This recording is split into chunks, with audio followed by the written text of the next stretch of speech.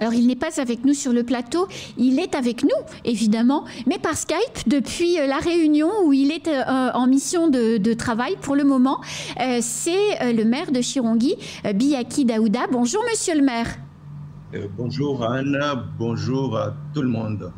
Merci d'avoir accepté notre invitation ce matin, monsieur le maire.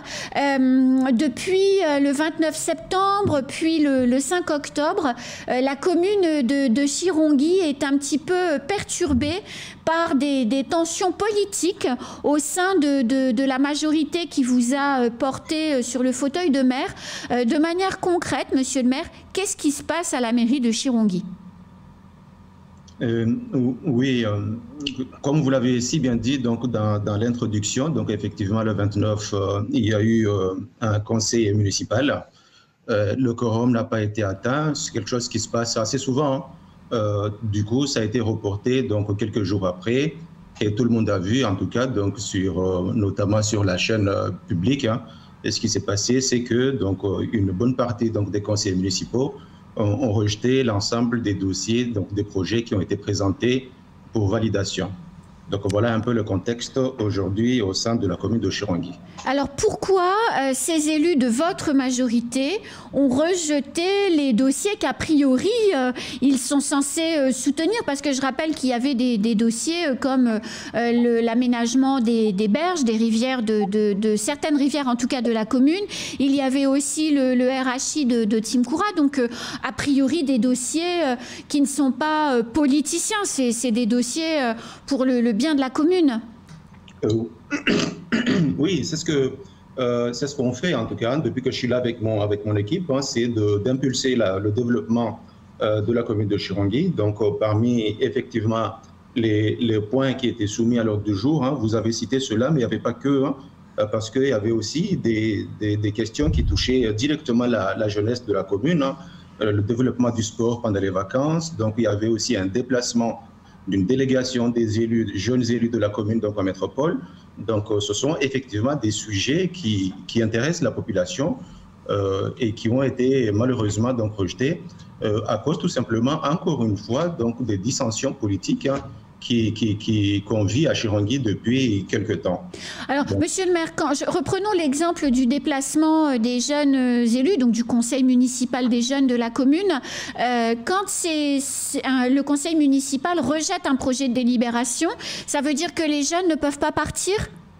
Non, les jeunes sont partis, les jeunes sont bien partis, mais ça retarde tout simplement les choses, ça complexifie un peu le fonctionnement donc, de l'administration, mais il y a toute une panoplie en tout cas donc, de dispositifs permettant à la commune de fonctionner, et dans ce cas d'espèce, les enfants, les jeunes ont bien pu partir, et puis on verra plus tard comment régulariser la situation, comment épauler l'association qui était à l'initiative de cette organisation, mais donc, comme je le dis, il y aura une solution sur ce dossier-là, mais sur tant d'autres aussi. C'est un peu complexe, un peu délicat, mais il y a toujours des possibilités, en tout cas, de fonctionner.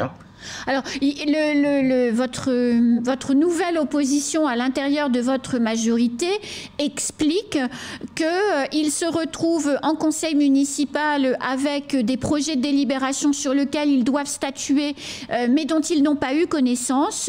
Ils expliquent également que vous travailleriez plus avec les élus issus de l'équipe de l'ancienne liste de Roukia Hadji que les élus de la liste LR. Bon, on est dans la tambouille politicienne, mais c'est ce qui semble bloquer aujourd'hui la commune. Qu'en est-il selon vous, monsieur le maire ? Oui, Madame Anne, je ne veux pas trop m'attarder sur ces questions parce que, comme vous le savez, tout le monde le sait très bien comment ça fonctionne une commune. Donc, au sein d'une commune, donc, il y a les conseillers municipaux, il y a le maire qui est élu avec un bureau politique, ce sont les adjoints au maire. Ce sont des adjoints qui sont là, qui ont été élus démocratiquement. Donc là-dessus, il n'y a pas de débat, il n'y a pas de polémique, il n'y a pas d'ambiguïté du tout. Et puis ensuite, il y a donc les proches du maire qui constituent donc ce qu'on appelle communément donc comment on appelle ça, la majorité. Et puis ensuite, il y a ce qu'on appelle les commissions thématiques. Donc tout le monde, tous les élus en tout cas, ont leur place au sein du conseil municipal, que ce soit donc au sein des commissions thématiques, au sein du bureau ou bien de la majorité pour travailler. Donc, ce qui s'est passé là, c'est ce qui se passe partout en France ou à Mayotte, dans les communes. Les dossiers qui étaient présentés ont été examinés, préparés par les services, examinés donc en bureau politique, c'est comme ça comment les choses se passent, validés. Et puis ensuite, il y a eu la majorité donc, du maire qui a été convoquée pour discuter des points à soumettre à l'ordre du jour. Et puis, c'est présenté donc, en dernier ressort donc, au conseil municipal pour statuer. Donc, on a fait les choses convenablement, comme ça se fait partout. Donc, c'est pour ça aussi que je vous dis que c'est plus de la polémique qu'autre chose. Oui. Je sais que le temps qui est imparti n'est pas assez long, donc j'aimerais plutôt qu'on parle plutôt de la commune de Chirongui, de son développement, des projets qui sont en cours, de ce qu'on a fait depuis qu'on est là et de ce qui est prévu pour les années qui viennent. Alors, justement, monsieur le maire, ça fait à peu près 6 mois maintenant, peut-être un petit peu plus, que vous avez pris les rênes de la commune. On le sait parce qu'on en a déjà parlé ensemble sur le plateau ici, tous les deux. Les finances de la commune étaient lourdement et considérablement dégradées par l'équipe qui avait été en place entre 2020 et 2022. Est-ce qu'aujourd'hui, vous avez rétabli la situation financière et économique de Chirongui? Oui, donc effectivement, je l'avais dit au plateau, quand je suis élu, c'était le 2e ou 3e jour après mon élection. Oui. Je l'avais annoncé que, vu la situation, le contexte que la commune a traversé, et il était utile d'auditer le système. Donc c'est ce qu'on a fait. On a eu un audit sur le fonctionnement, donc sur le fonctionnement de l'administration, sur les ressources humaines, sur les finances. Et puis, ça a été relayé, complété aussi par une étude de l'administration des finances, de la DERFIP, avec l'État, qui confirme bien donc, ce que je présentais, ce qu'on présentait, c'est que les finances de la commune étaient mises à mal. À titre d'exemple, et là-dessus, j'ai aussi communiqué à nos partenaires, parce que c'est important qu'on soit transparent dans ces moments-là. J'ai retrouvé là, au moment où je suis arrivé, un matelas d'une dette, des factures impayées, de l'ordre de 4 500 000, 4 500 000 euros. Quel est le budget, c'est énorme. Quel est le budget de la commune, qu'on voit un peu quelle part ça représente, cette dette? Là, il ne faut pas parler du budget de la commune parce que là, ce n'est pas imputable au budget annuel. Non, mais si vous voulez, il y a 4,5 millions d'euros de dette pour une dépense environ annuelle de combien? C'est de l'ordre de 10 millions, il me semble. Voilà. Donc, ça veut dire que la dette est conséquente. Ce n'est pas quelque chose qu'on peut écluser en quelques semaines. C'est colossal, effectivement. C'est colossal. Donc, c'est pour ça que tout de suite, on a enchaîné l'audit. L'audit a révélé donc, ce qu'on sentait. Par la suite, on s'est mis au travail avec les équipes. Bien sûr. Avec les partenaires, on s'est mis autour d'une table. On a travaillé. On a mis en place un plan d'action pour essayer donc de nous sortir de cette situation parce que sans cela, c'est la commune est en difficulté vis-à-vis des partenaires, vis-à-vis des fournisseurs. Et à un moment donné, il n'y avait personne, quand je dis bien personne, aucune entreprise qui souhaitait travailler avec nous.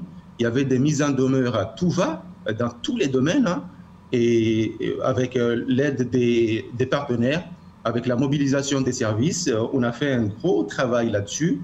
Et aujourd'hui, je peux vous l'annoncer que nous sommes en passe de nous sortir de cette situation parce que d'une situation de 4 500 000, aujourd'hui, on peut parler d'un solde de quelque chose comme 1 300 000 euros donc à liquider pour retrouver une situation normale de la commune. Donc voilà, en quelques mois, ce qu'on est capable de faire avec de la bonne volonté, avec méthodologie et avec un cap bien défini.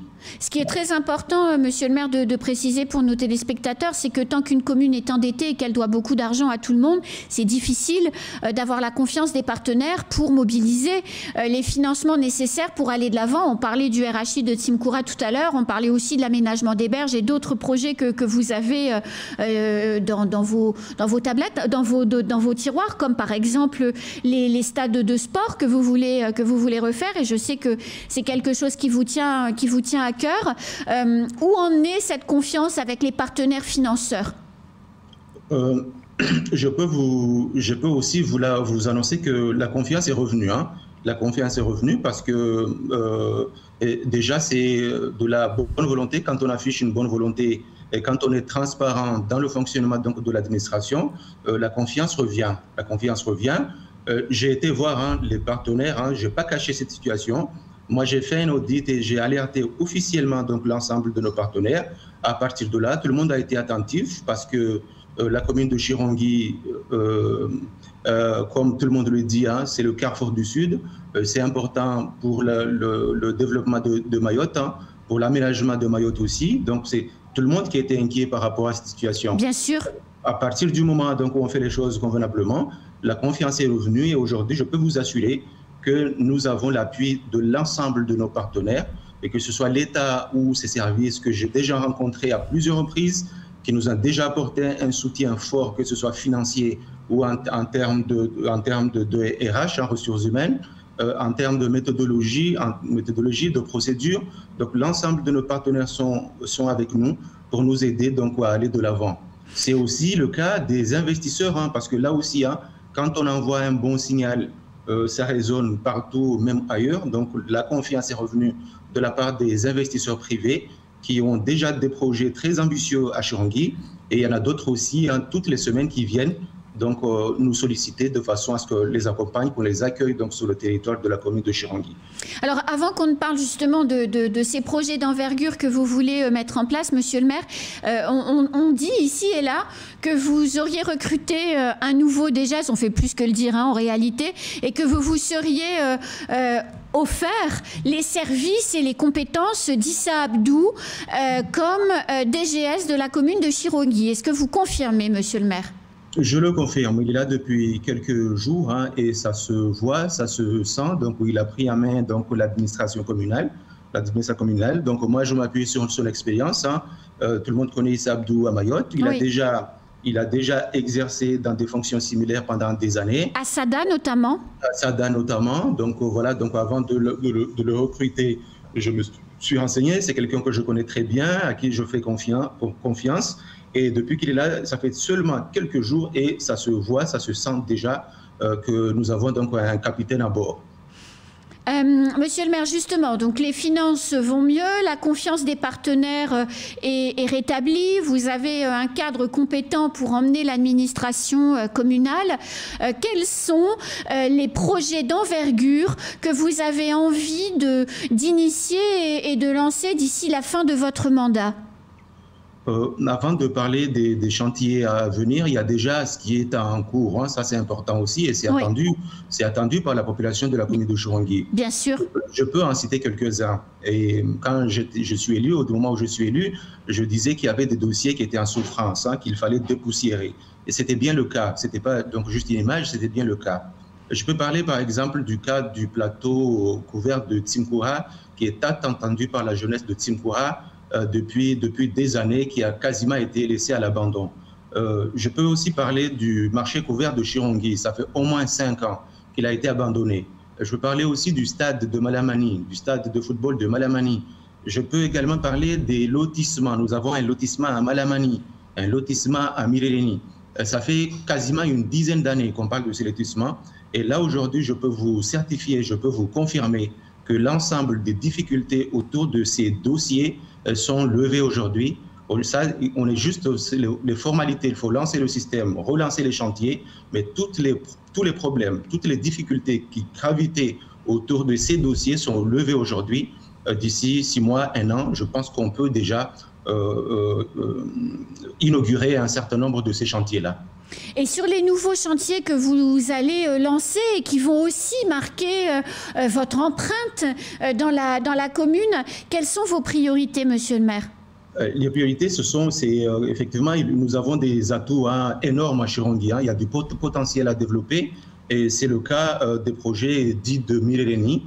Quand je dis projet de Mireleni, là je parle bien donc des projets d'envergure, tels la clinique future, l'hôpital, la clinique privée. Oui. C'est un dossier qui avance. J'ai été voir donc les porteurs de ce projet à La Réunion. Donc voilà, pour témoigner donc de mon engagement. Ils sont venus donc me rencontrer donc à Chirongui. On a accueilli l'ensemble de ces partenaires-là, soit physiquement sur place, soit par visio, pour les accompagner, pour les mobiliser. Et aujourd'hui, je peux vous assurer que c'est quelque chose qui avance, ce dossier avance. Ils sont entrés, là nous sommes à la phase opérationnelle de ce projet de clinique. On travaille avec, que ce soit avec l'investisseur ou avec l'État. Il y a 2 semaines, on a accueilli la DEAL sur place, sur le site en question, pour voir les conditions de mise en œuvre de ce projet. Et la procédure a été lancée, tracée. Nous sommes en train d'y travailler. À côté, nous avons le projet de l'État, des militaires aussi, oui, sur quelque chose comme 5 hectares qui se profile donc sur cette même zone à Mirénie. À côté, pas très loin, nous avons la LEFPA pour les enfants avec polyhandicap, oui, et les jeunes mamans en difficulté. C'est un projet qui voit le jour dans quelques mois. Là, on ne parle pas de projet futuriste, donc c'est dans quelques mois, sans parler aussi de nos propres projets, tels que la cuisine centrale. On y travaille, la cuisine centrale, pour accompagner donc l'ensemble de ces projets-là. Et puis, on peut citer aussi les projets qui sont menés avec l'Interco. Je travaille en étroite collaboration avec le président, mon ami, le maire de Bangélé, pour que ces projets aussi voient le jour le plus rapidement possible, tels que la ZAC de Mramadoudou ou bien les EDAE de Malamani et de Chirongui. Ce sont des dossiers qui avancent dans les prochains mois. Donc, voilà, on aura l'occasion. Monsieur le maire, quand je vous entends parler de tous ces projets et que je fais le lien avec les problématiques évoquées en début d'émission, j'ai un peu le sentiment que c'est toute touille politicienne, c'est un peu un combat d'arrière-garde par rapport à votre ambition politique. C'est exactement les termes qu'il faut employer. C'est navrant de vivre cette situation-là quand on voit tout ce potentiel-là. Voilà, c'est l'avenir de la commune. Là, on parle bien de l'avenir de la commune, mais aussi oui, de Mayotte. De Mayotte aussi en général. Hier, j'ai vu une information concernant le deuxième hôpital qui serait annoncé au sud. J'ai tout de suite signé un courrier donc, pour nous positionner, parce que c'est un pôle qui s'installerait donc dans la commune avec une clinique privée, avec les pharmacies pas loin de là, avec cet hôpital-là. Donc voilà un peu mon combat, voilà mon ambition. Donc j'espère qu'à un moment donné, les élus vont prendre leurs responsabilités de façon à ce qu'on prenne les bonnes décisions pour l'avenir de nos enfants, l'avenir de notre commune et l'avenir du Sud et de Mayotte. Merci beaucoup, monsieur le maire, d'avoir été avec nous ce matin. Et puis, vous venez sur le plateau dès votre retour, quand vous voulez. Merci beaucoup. Merci beaucoup. Merci Anne. Merci tout le monde. Et à bientôt. Au revoir. Au revoir. C'est la fin de ce temps de parole. Écoutez tout de suite la suite de nos programmes.